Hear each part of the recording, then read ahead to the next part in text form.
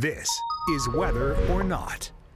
All right, welcome into this Wednesday edition of Weather or Not, cruising right on through this latest week. And special co-host, guest co-host, Jenna Greenhill back. Andrew's on vacation this week, back home in Kentucky. Speaking of Kentucky, going to be talking a lot about Kentucky coming up in just a bit with a lot of flooding. Yeah, just an exciting week all around. Dry week, a little bit cooler this morning, but we'll start to warm up again as we head into the weekend. Yeah, that cool weather leads us with our first alert here as we head through the rest of the week. The cool kind of lingers.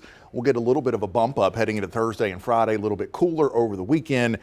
Between that, though, we do get a quick hitting round of some showers and thunderstorms. Let's talk about that forecast, and it's not bad. No, not at all. Today, plenty of sunshine we're going to see. We're also going to see plenty of sunshine. A good mix of clouds will be around tomorrow. Temperatures a few degrees warmer will sit in the low 70s. Friday, though, that's when that front's going to move through. It's going to bring us that round of showers. A few storms really looking like in the morning, though. That's going to be that best chance to really decrease the amount of severe weather we can see. And then we'll dry out and have a really nice bright weekend, and a comfortable one will sit in the mid to upper 60s to low 70s. Yeah, really spring-like weather. It's felt really nice, certainly not as warm as what we had last week. Typically this time of the year, we're between about 70 at the beaches, 75 inland for the normal high temperatures. So kind of running steadily below that, especially with that next little cool down coming up as we head into the weekend. Let's talk about Friday, though, and then as our next opportunity for a quick hitting round of showers and a couple of thunderstorms. That system actually getting started later this evening there to our west.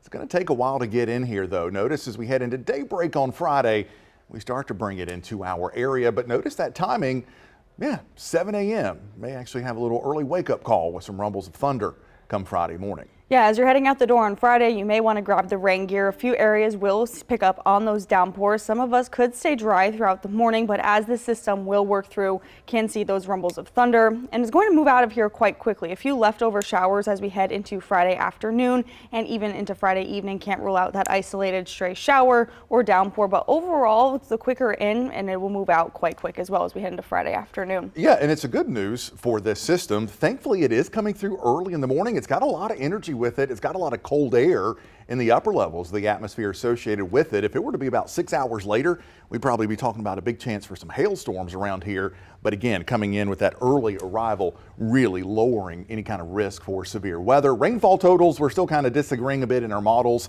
I don't think it's going to be as widespread as what we saw back on Monday when most of us saw a half an inch to an inch. I think we'll probably average closer to about a quarter of an inch with this one, although the European trying to crank out some slightly heavier totals, maybe over half an inch in a couple of spots. Yeah, and we could really use the more rainfall just with the ongoing drought and especially with those fires in the Carolina forest. So if we could agree with the European model, picking up on a little bit more rainfall would be really beneficial. However, still going to continue to tweak the forecast as we head into Friday and get closer to this system where we'll be able to give you those exact rainfall totals. All right, speaking of rainfall, let's check in on the significant flooding that continues there across Kentucky. This is Frankfort, Kentucky. Yeah, the country's oldest distillery flooding there. Buffalo Trace. It's just absolutely insane how much water that they've picked up on. Andrew's out there in Kentucky right now, and he just said as he was driving out into Kentucky, the amount of rainfall that he was seeing, the amount of flooding is just absolutely terrible. And picking up on how much rainfall that they did, it's going to lead to this significant amount of flooding. Yeah, we're looking at record and even near record crests on the Ohio River, the Kentucky River, and a couple of other rivers there across Kentucky into Ohio, even into Arkansas, dealing with that significant flooding, all thanks to that just prolonged stretch of severe weather and round after round after round of heavy rain last week. Yeah, well, somewhere else that saw it was Tennessee. Let's take you to Tennessee, where dozens were rescued in 2 neighborhoods. Authorities in Dyersburg said that they saved more than 40 people since Monday from the flooded homes and businesses. Those areas are still under mandatory evacuation. The good news is, though, you can see the sun is shining brightly there, so things are starting to improve, although, again, the river's likely cresting in most spots here over the next day or two and then slowly receding.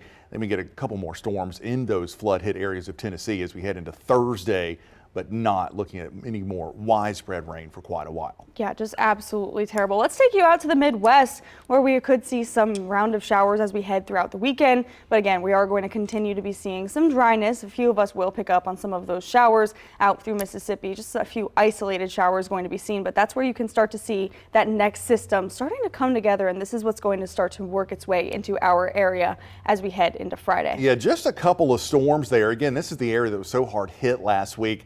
Notice up by Louisville and Lexington, just an isolated shower or thunderstorm. Same thing over towards Paducah down into Jackson and Nashville, where they are dealing with that significant flooding. Just an isolated shower or thunderstorm. And like us, they're also staying a little bit on the cool side. Temperatures generally into the 60s and 70s. Yeah, and as we take you out to the southeast, plenty of sunshine's continuing to take over as we head into tomorrow. You can see off into Virginia, a few showers going to be seen, as well as a few of those isolated showers and downpours throughout Florida. But overall, we'll start to see that system work into the area as we head into Thursday evening through portions of western Carolinas and even into Georgia. Temperatures, while we're sitting in the 80s for Florida, 81 in Orlando, 83 for Tampa, 78 for Montgomery, Alabama. All right, let's continue our tour coast to coast. We'll take you into the Northeast, where winter just really wants to hang on up here. Maybe some wet snow from Buffalo to Rochester into Binghamton, all the way up towards Albany. And then, of course, once you start getting into the higher elevations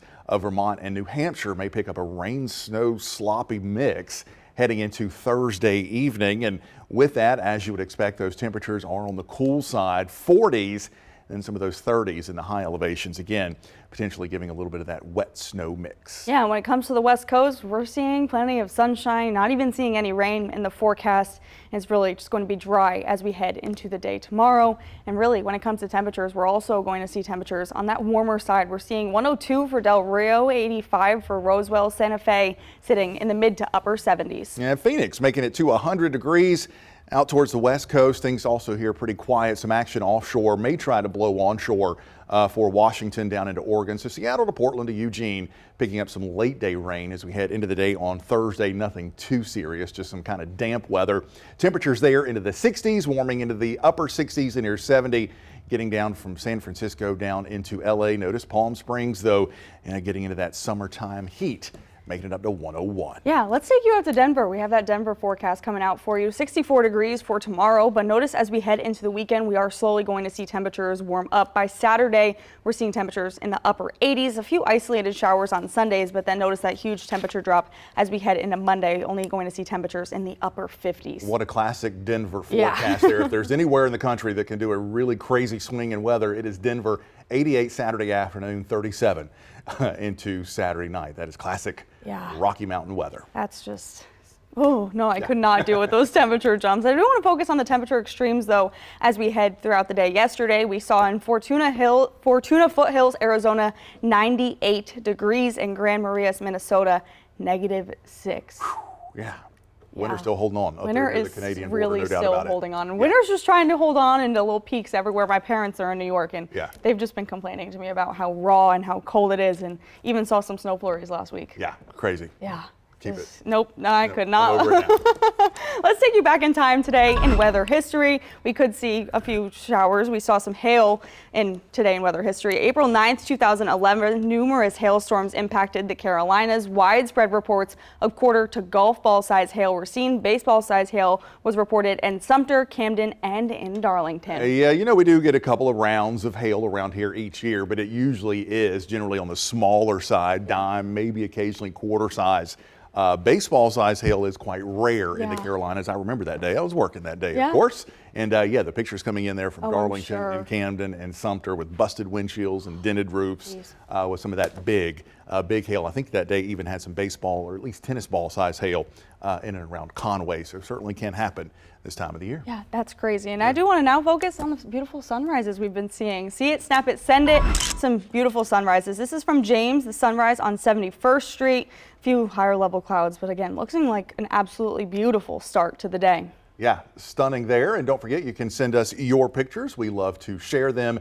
You can go to our First Alert weather app and send us those pictures just like Jessica did. Another one of those good looking sunrises out there. Let's talk about how you can get those pictures to us on WBFnews.com or the First Alert weather app. You can also just scan this QR code and it'll take you right to it for our See It, Snap It, Send It. We'd love to see your pictures and we'll feature them right here, social media, might even put them on the news. Yeah, just that. We love seeing all those pictures. Yeah, it's we do. Highlight of our mornings every day. Yeah, we do. And we'll probably have some more photogenic skies as we head through the rest of this week, maybe some stormy skies on Friday. So make sure you send us those pictures.